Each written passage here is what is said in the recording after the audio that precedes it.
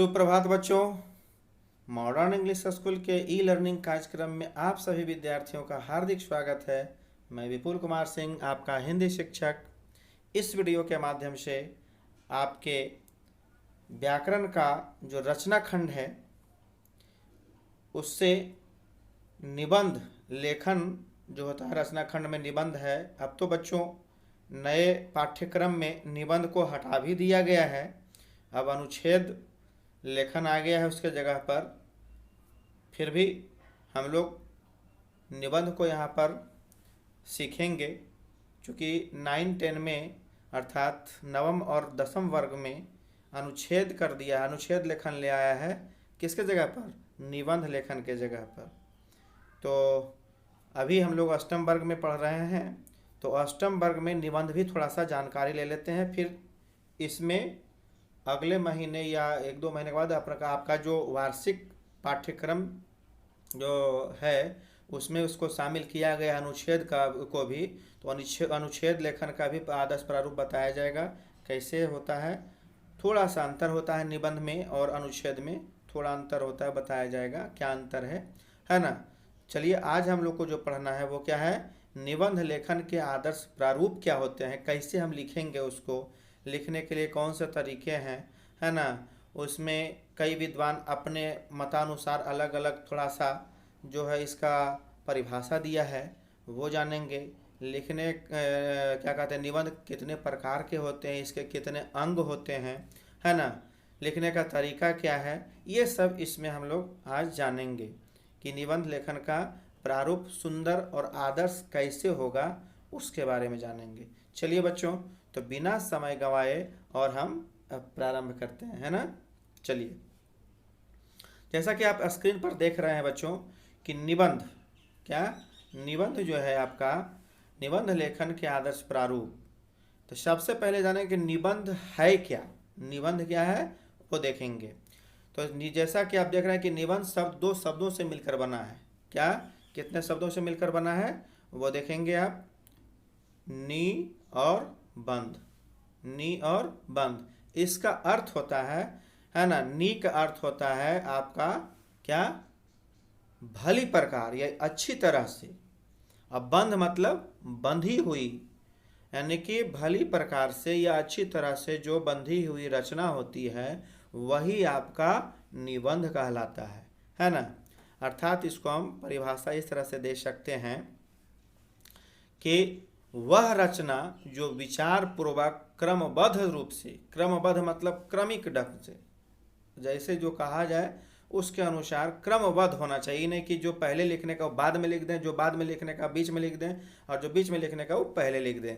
ये सही तरीका नहीं होगा। इसलिए क्रमबद्ध, जो पहले होना चाहिए उसके बाद क्या होना चाहिए, इस तरह से हम आगे बताएंगे कैसे कैसे लिखाएगा, तो आपको बताएंगे। तो पहले यहाँ देखें कि वह रचना जो विचार पूर्वक क्रमबद्ध रूप से लिखी गई हो, इनकी भाषा विषय के अनुकूल होती है ना। निबंध की शक्ति, है ना, अच्छी भाषा ही होती है। निबंध की जो शक्ति होती है वो क्या होती है? अच्छी भाषा। यदि अच्छी भाषा का प्रयोग हम नहीं करेंगे तो वो निबंध में वो आकर्षण नहीं आएगी जो आना चाहिए। क्योंकि आकर्षण क्या है बच्चों?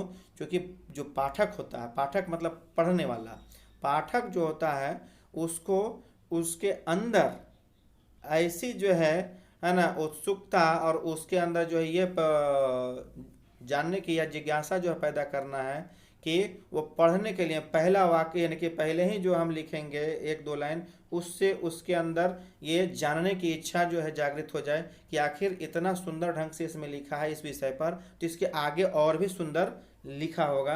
उसको पढ़ने के लिए अंदर से मन में जिज्ञासा पैदा हो जाए, है ना, जानने की इच्छा पैदा हो जाए, ऐसा जो है लिखना है।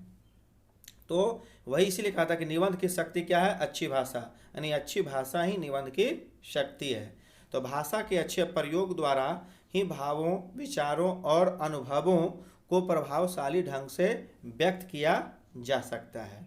चलिए बच्चों, परिभाषा एक इस तरह से है कि निबंध वह गद्य रचना है जो किसी विषय पर क्रमबद्ध रूप से लिखी गई हो।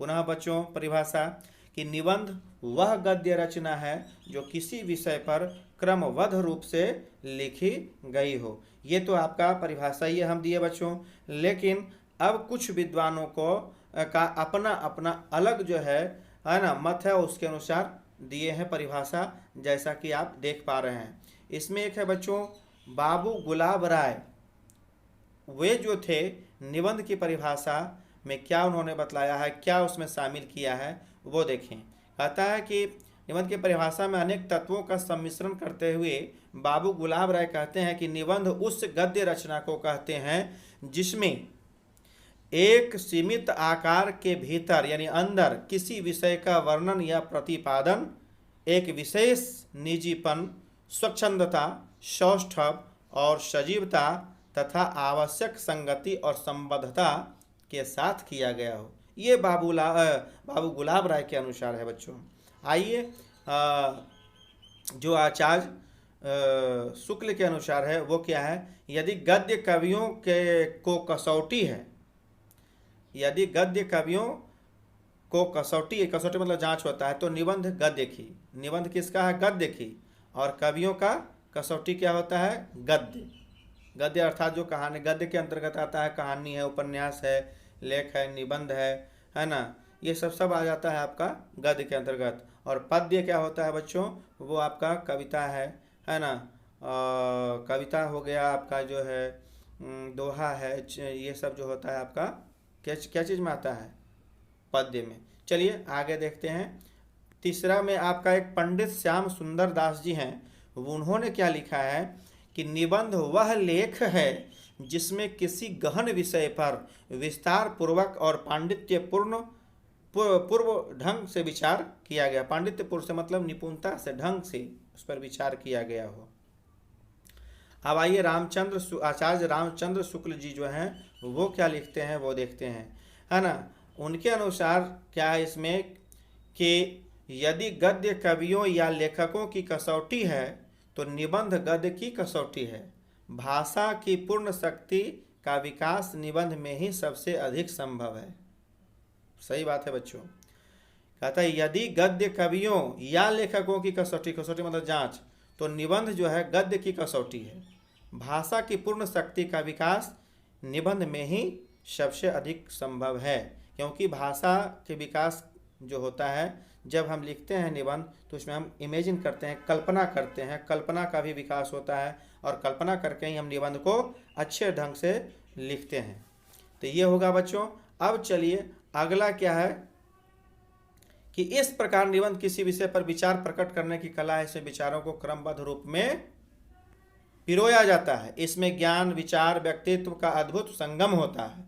यद्यपि मतलब हालांकि निबंध लिखने का कोई निश्चित सूत्र नहीं होता है।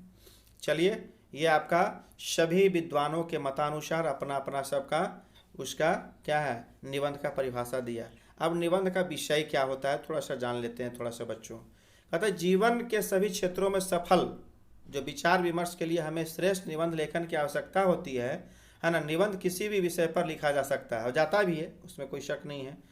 आज सामाजिक है तो आर्थिक है, राजनीतिक और वैज्ञानिक विषयों पर निबंध लिखे जा रहे हैं। संसार का हर वस्तु व्यक्ति एक निबंध का केंद्र हो सकता है, क्योंकि उस पर हम किसी भी विषय पर मान करके उसको हम लिख सकते हैं, चाहे वैज्ञानिक, राजनीतिक हो, आर्थिक हो, है ना। संसार के किसी भी विषय पर, किसी भी वस्तु पर, किसी भी व्यक्ति पर हम निबंध का केंद्र बना करके, बिंदु को मान करके और उसको हम लिख सकते हैं। चलिए बच्चों ये विषय था। आगे आते हैं कि निबंध के अंग क्या है। निबंध के अंग क्या है, तो निबंध के अंग आपका 4 हैं। वो कौन कौन से भाई, तो शीर्षक है, आपका भूमिका है ना, शीर्षक, भूमिका, विस्तार या उसको मध्य भाग भी बोलते हैं। फिर आपका होता है क्या, अंत या समाप्ति बोलिए, उपसंहार बोलिए, है ना, क्या क्या बोल दिए, निष्कर्ष भी लिखा जाता है,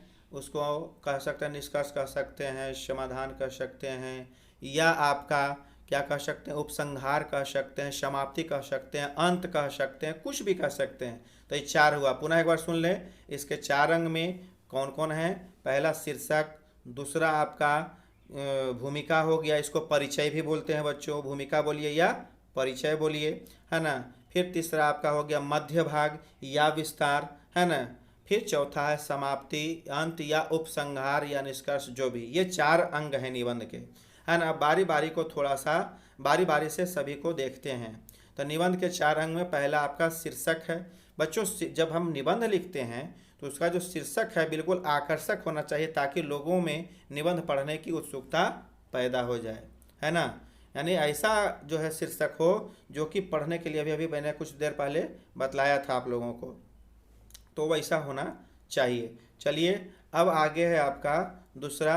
इसको देखिए, जैसा कि अभी मैंने बतलाया कि परिचय या भूमिका, इसको प्रस्तावना भी कहते हैं। तो कहते हैं निबंध की श्रेष्ठता की यह नींव होती है। अर्थात जब हम निबंध लिखते हैं बच्चों, तो एक तरह से कह सकते हैं कि उसका नींव है, जिसको इंग्लिश में फाउंडेशन कह सकते हैं, आधार कह सकते हैं। क्योंकि जब हम प्रस्तावना लिखते हैं या भूमिका लिखते हैं या हम जो है परिचय लिखते हैं, तो परिचय या भूमिका या प्रस्तावना हम इस तरह से लिखें, उसको ज़्यादा वाक्यों में प्रस्तुत नहीं करना है, 3-4 वाक्य 5 वाक्य अधिक से अधिक जो है ना। और उसको इस तरह से जो है आकर्षक जो है लिखना है कि वो जो है पाठक को, है ना, ऐसा एहसास हो जाए, ऐसा लगे कि नहीं, इस तरह से अगर यहाँ पर इस विषय के संबंध में ऐसा लिखा हुआ है तो आगे और भी सुंदर लिखा हुआ होगा। उसके बारे में अच्छी अच्छी जानकारियाँ जो दी गई होगी, वो पढ़ने के लिए उसके अंदर उत्सुकता उसके अंदर पैदा हो जाना चाहिए। इस तरह से हम परिचय को लिखेंगे या प्रस्तावना या भूमिका को लिखेंगे बच्चों। एक बात का और ध्यान रखेंगे कि अगर जिस विषय पर हम लिख रहे हैं उस विषय से संबंधित अगर आपको कहीं कविता या दोहा या जो है आपका किसी प्रकार के उससे संबंधित लोकोक्तियाँ या मुहावरे अगर आता है, तो आप वहाँ पर या किसी भी वीर का या लोकोक्ति कह सकते हैं, है ना, किसी वीर महान व्यक्तियों का जो वाणी लिखी कहा गया है, कही गई वाणी अगर सटीक बैठता है, सही बैठता है, तो आप लिख सकते हैं। उससे और निबंध में क्या होगा, निखार आएगा और सुंदर होगा, है ना। हाँ, तो ये ध्यान रखेंगे। तो ये आपका प्रस्तावना में या निबंध भूमिका में है, यानी कि इसमें कहता है निबंध की श्रेष्ठता की यह नींव है, यानी आधार है। इसे भूमिका भी कहा जाता है। यह अत्यंत रोचक और आकर्षक होनी चाहिए, परंतु यह बहुत लंबी नहीं होनी चाहिए। जैसा कि मैंने बतलाया, 4-5 पंक्ति अधिक से अधिक। भूमिका इस प्रकार की हो जो विषय वस्तु की झलक प्रस्तुत करे, है ना, कि नहीं भाई बहुत अच्छा है लिखा हो, जैसे कि मैंने पहले बतला दिया। चलिए अब इसके बाद अभी बतलाए थे कि विस्तार होता है। विस्तार कहिए या उसको मध्य भाग भी बोलते हैं। इसमें जो विषय हो, जिस विषय पर हम निबंध लिख रहे होते हैं, उस निबंध से संबंधित उसका जो है लाभ हानि, है कमी या कारण, जो भी इसमें हमको बीच में लिखना है, वो भी कितना कैसे उसका विस्तार कैसे देना है। जितने शब्दों में आपको निबंध लिखने के लिए कहा जाए उसके अनुसार आपको उसमें विस्तार देना है या उसको संक्षिप्त करना है ना। तो कहता है विस्तार में कि यही विचारों का विकास होता है, यह निबंध का सर्वप्रमुख अंश है, इनका संतुलित होना अत्यंत आवश्यक है। यही निबंधकार अर्थात निबंध लिखने वाला जो है अपना दृष्टिकोण अर्थात अपनी जो नज़रिया है उसका, या जिस विषय पर लिख रहा है उसका क्या नज़रिया है, क्या सोच है, वो उसमें क्या अभिव्यक्त करता है, प्रकट करता है। चलिए बच्चों, तो आगे अब देखते हैं कि चौथा क्या है। जैसा कि मैंने पहले बताया था, उपसंहार या समाप्ति या आपका क्या कह सकते हैं, उसको अंत भी कह सकते हैं। आइए उपसंहार में क्या होता है। इसमें भी है ना भूमिका के तरह या परिचय के तरह ही आपको इसको भी ज़्यादा वाक्यों में नहीं लिखना है, 4-5 वाक्यों में लिखना है और उसमें उसका समाधान बताना है ना। क्या है इसमें उपसंहार में कि निबंध का समापन एक निश्चित क्रम में होता है। लेखक अर्थात लिखने वाला व्यक्ति जो है अपना विचार या दृष्टिकोण प्रस्तुत करता है। उपदेश दूसरे के विचारों को उद्धृत कर यानी ले करके या कविता के पंक्ति के माध्यम से निबंध समाप्त किया जा सकता है। इसमें ऐसा लिखा हुआ है, लेकिन आप यदि कहीं आपको बीच में भी लगता है या शुरू में लगता है या अंत में लगता है, जहाँ भी आप है आप लिख सकते हैं। किसी का उपदेश है, किसी के द्वारा कहे गई बात है या विचार है, तो उसको आप कहीं भी संबंधित वाक्यों के बाद लिख सकते हैं जहाँ की ये सटीक बैठता है। चलिए बच्चों, तो ये आपका 4 अंग निबंध का हो गया। अब इसके कुछ प्रकार भी होते हैं। जैसे देखिए आपका इसका प्रकार है, ये भी आपका कितने प्रकार हैं देख लीजिए, 4 प्रकार है। बारी बारी से इसको हम देखते हैं। तो निबंध के 4 प्रकार हैं। पहला प्रकार है वर्णनात्मक निबंध होता है। क्या? वर्णनात्मक।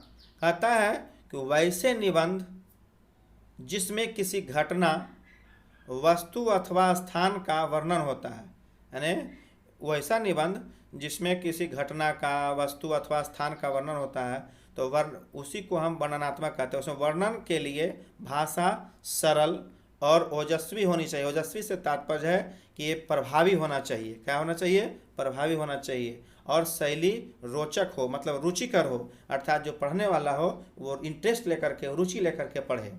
निबंध पढ़कर उस वस्तु या घटना या स्थान का पूरा चित्र उसके आंखों के सामने दिखाई देने लगे कि ऐसा घटना हुआ होगा, कैसा हुआ, वो अपने आंखों के सामने वो देखने लगे। इस तरह से वर्णन करना होता है। अतः किसी त्यौहार जैसे होली, दीपावली, ईद या क्रिसमस, यात्रा, दृश्य, स्थान या घटना, गणतंत्र दिवस की परेड, ताजमहल, ओलंपिक खेल आदि पर लिखे गए निबंध प्रायः ये सब वर्णनात्मक निबंध कहलाता है, क्योंकि उसको जो देखता है उसको क्रमबद्ध तरीके से वर्णन करता है, इसलिए वर्णनात्मक निबंध हुआ। चलिए अब दूसरा है विचारात्मक। क्या? विचारात्मक निबंध। कहता है यह निबंध में, है ना, इस निबंध में विचार या चिंतन की मुख्य जो है प्रधानता होती है ना, और वही प्रधानता होने के कारण इन्हें विचारात्मक निबंध कहा जाता है। इस प्रकार के निबंध लिखना प्रायः कठिन होता है। क्या होता है? कठिन होता है ना। जैसे भूदान यज्ञ, अहिंसा परमो धर्म, अक्षतोद्धार, विधवा विवाह जैसे सामाजिक राष्ट्रीय एकता, विश्व बंधुत्व जैसे राजनीतिक तथा ईश्वर आत्मा जैसे दार्शनिक विषय भी इसके अंतर्गत ही आता है विचारात्मक निबंध में, है ना बच्चों। चलिए अगला है आपका भावात्मक। क्या है अगला? भावात्मक। आपका भावात्मक निबंध क्या है? इसमें अपने भाव की प्रधानता होती है, मुख्य रूप से अपने भाव को इसमें रखा जाता है। तो इसीलिए है कि भावना प्रधान जो भावात्मक निबंध होता है वो भावना प्रधान जो है निबंध होता है। जैसे वसंतोत्सव, मतलब बसंत का उत्सव, चांदनी रात, बुढ़ापा, बरसात का पहला दिन, मेरे सपनों का भारत आदि, ये सब जो है अपना भाव है, अपना कल्पना की बात है ना। इसलिए इसे कल्पनात्मक निबंध भी कहा जाता है। और कल्पनात्मक निबंध या भावात्मक जो निबंध होते हैं वो अपने भावों से, अपना कल्पना के माध्यम से व्यक्त किया जाता है ना। जैसे यहाँ पर देवनक बसंतोत्सव, बसंत का उत्सव कैसा हो या होता होगा, चांदनी रात कैसी है, उसका अपना भाव या कल्पना करना है उसमें, है ना, और व्यक्त करना है। अतः कल्पनात्मक निबंध के उदाहरण जैसे यदि मैं प्रधानमंत्री होता, है ना, मेरी अभिलाषा, नदी की आत्मकथा, यानी इस तरह से अपनी कल्पना, यदि मैं प्रधानमंत्री होता तो उसमें क्या क्या करते, देश के लिए क्या करते, लोगों के लिए क्या करते, अपने लिए क्या करते और क्या क्या करते, वो सब उसमें अपने कल्पना से जो है लिखा जाता है, अपने भाव को व्यक्त किया जाता है बच्चों। इसीलिए इसको भावात्मक निबंध या कल्पनात्मक निबंध भी कहा जाता है। अब चौथा क्या है बच्चों कि साहित्यिक या क्षमा करेंगे, यहाँ आलोचनात्मक होना चाहिए था, ये आपका आलोचनात्मक हो गया है, क्षमा करेंगे। जैसा कि यहाँ देख रहे हैं आलोचनात्मक होगा। क्या होगा? आलोचनात्मक, है ना, आलोचनात्मक। यहाँ पर ये नहीं होगा, आधा च होगा, है ना, नहीं पूरा होगा, क्षमा करेंगे, ठीक है। तो ये आलोचनात्मक होना चाहिए था बच्चों, जो कि आपका यहाँ पर क्या है लिखा हुआ है, ये देख लें। चलिए तो यहाँ पर साहित्यिक या आलोचनात्मक निबंध, किसी साहित्यकार, साहित्यिक विधा या साहित्यिक प्रवृत्ति पर लिखा गया जो निबंध होता है वो साहित्यिक या आलोचनात्मक निबंध कहलाता है। जैसे साहित्यिक में जैसे मुंशी प्रेमचंद का नाम यदि आप लोगों ने नहीं सुना है तो अगली कक्षा में आप लोगों को नवम वर्ग में गद्य में पहले ही शामिल किया गया है, 2 बैलों की कथा। उसमें जो है आप लोगों को पहले पढ़ना है, प्रेमचंद द्वारा लिखित है, बहुत जो है साहित्यिक है और उनका प्रेमचंद का कहना ही नहीं है, साहित्यिक पुरखे का जो है उन्हें, है ना, खिताब मिला हुआ है, उन्हें जो है दर्जा दिया गया है। बहुत बड़े जो है लेखक थे वे, कौन? मुंशी प्रेमचंद। तो कहता है साहित्यिक या आलोचनात्मक निबंध जो होता है, किसी साहित्यकार या साहित्यिक विधा या साहित्यिक प्रवृत्ति पर लिखा गया निबंध जो होता है वही साहित्यिक या आलोचनात्मक निबंध कहलाता है। जैसे मुंशी प्रेमचंद का है, तुलसीदास है, आधुनिक हिंदी कविता, छायावाद। छायावाद से तात्पर्य है बच्चों जो है ना प्रकृति को माध्यम बना करके जो लिखते हैं अपने रचना को, चाहे वो कविता हो या आपका कहानी हो, वो छायावाद के अंतर्गत आता है ना। ये छायावाद में ज़्यादातर लोग जो कवि जो होते हैं या लेखक होते हैं वे जो है प्रकृति को माध्यम बनाते हैं, है ना। आगे पढ़ेंगे, छायावाद में भी 4 जो है कवि का नाम आता है। चलिए बाद में देखते हैं।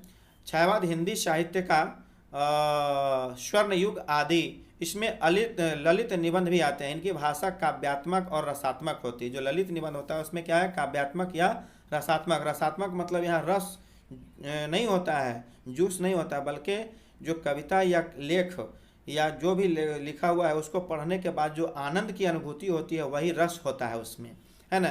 साहित्य में रस क्या है, आप लोग रस भी जब पढ़ेंगे, नवम में नहीं इसको शामिल किया गया, 10वीं में शामिल किया गया। तो यानी कि जब किसी भी काव्य या जो है लेख या कहानी को पढ़ते हैं, उसके पढ़ने के बाद जो मुझे आनंद की अनुभूति होती है वही रस होता है। तो वही यहाँ पर है कि इनकी भाषा काव्यात्मक और रसात्मक होती है, किसका, ललित निबंध का। अब ऐसे निबंध जो है शोध पत्र के रूप में अधिक लिखे जाते हैं, जो शोध किया जाता है, रिसर्च जिसको इंग्लिश में बोलते हैं, है ना। ये सब अनुसंधान में इस सब का ज़्यादा प्रयोग होता है। चलिए बच्चों, तो इस तरह से इसके कितने प्रकार थे, यानी 4 प्रकार थे, चारों को हमने जाना।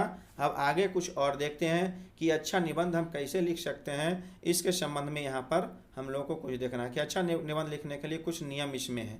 इसमें कुछ नियम क्या है कि पहला, निबंध लेखन अर्थात निबंध लिखने के पूर्व विषय पर विचार करना जरूरी है। यदि विषय पर विचार नहीं करेंगे तो अच्छा निबंध नहीं लिखाएगा, क्योंकि विचार करने से आपका क्रमबद्ध तरीके से लिखने का तरीका मालूम हो जाता है कि इसके बाद हम क्या लिखेंगे, इसके बाद क्या। और नहीं तो अगर बिना सोचे समझे विचार किए अगर लिखते हैं तो वो जो मन में आएगा अपना, जहाँ जो बाद में लिखने का पहले लिख देंगे, जो पहले लिखने का बीच में लिख देंगे। इस तरह से अच्छा नहीं होता है ना, प्रभावी नहीं होता है, और उसमें नंबर बहुत काट लिए जाते हैं। चलिए दूसरा क्या है, निबंध को शीर्षकों में बांट लेना चाहिए, अर्थात पॉइंट्स में। शीर्षक का तात्पर्य यहाँ पर पॉइंट्स, बिंदुवार यहाँ पर लिखना चाहिए कि इसके बाद क्या लिखना है, इसके बाद क्या लिखना है, इसके बाद क्या लिखना है। कहते हैं इन शीर्षकों को उप शीर्षकों में भी बांट लेना चाहिए, अर्थात बिंदु को है ना उप बिंदु के रूप में बांट लेना चाहिए। और अधिक नहीं तो आरंभ मध्य उपसंहार पर्याप्त है, इतना कर लेना चाहिए। दूसरा है बच्चों, भाषा जो है सरल और स्पष्ट होनी चाहिए। भाषा में क्लिष्टता नहीं होना चाहिए। क्लिष्टता से तात्पर्य है कि कठिन नहीं होना चाहिए, अर्थात पाठक जो है, पढ़ने वाला जो है, उसको समझने में दिक्कत या परेशानी नहीं होनी चाहिए। नहीं तो आपका वो क्या है, जो पढ़ने वाला है वो पढ़ना छोड़ देगा, कहेगा इस समझ में नहीं आता है क्या लिखा हुआ है, तो फिर लिखने से कोई फायदा नहीं है। इसलिए आप जब भी लिखें निबंध तो उसका भाषा बिल्कुल सरल और स्पष्ट होनी चाहिए। क्लिष्ट अर्थात कठिन शब्दों का प्रयोग नहीं करेंगे। तीसरा है बच्चों, विचारों को क्रमबद्ध रूप से स्पष्ट करना चाहिए, है ना, क्रमिक ढंग से। चौथा है, विचारों की पुनरावृत्ति से बचना चाहिए, अर्थात एक बार जो मैंने लिख दिया अपना विचार उसको पुनः नहीं लिखें, इस बात पर बहुत ख्याल रखना चाहिए। पांचवा है कि लिखने के बाद उसे पढ़िए, उसमें आवश्यक सुधार कीजिए। कभी कभी ऐसा होता है बच्चों कि हम लिख लेते हैं और कहीं कुछ शब्द छूट जाता है या कुछ गलत लिखा जाता है, तो लिखने के पश्चात हमारा ये ड्यूटी अर्थात कर्तव्य बनता है कि एक बार उसको पढ़ लें। उससे क्या होता है कि आपका जो निबंध होता है उसमें जो गलतियां होगी, अशुद्धि जो होगी, वो सुधार हो जाएगा। सुधार हो जाएगा तो एक आकर्षक और प्रभावी जो है आपका निबंध लेखन तैयार हो जाएगा, है ना। इसलिए जब लिख लें तो उसके बाद एक बार पढ़ना जरूरी चाहिए, है ना। भाषा संबंधी त्रुटियां जो भी है वो गलती, त्रुटि मतलब गलती, वो उसको दूर करना चाहिए। चलिए अगला है कि यदि समय हो तो उसे दोबारा सुंदर सुवाच्य अक्षरों में लिखिए। यदि आपके पास ज़्यादा समय बच रहा है परीक्षा में या कहीं लिख रहे हैं तो दोबारा उसको सुंदर और सुवाच्य, सुवाच्य मतलब सुंदर बोलने लायक अक्षरों में लिखना चाहिए। और क्या है, कोई उपयुक्त कथन याद हो तो उसे यथास्थान जोड़िए। ये तो मैंने पहले बतला दिया था कि यदि उपयुक्त कथन या कविता, दोहा, आपका कुछ भी आ रहा, लोकोक्ति, मुहावरे, तो यथास्थान मतलब जहाँ उसका उचित स्थान है वहाँ आप लिखिएगा। उससे क्या है, निबंध और प्रभावी हो जाता है।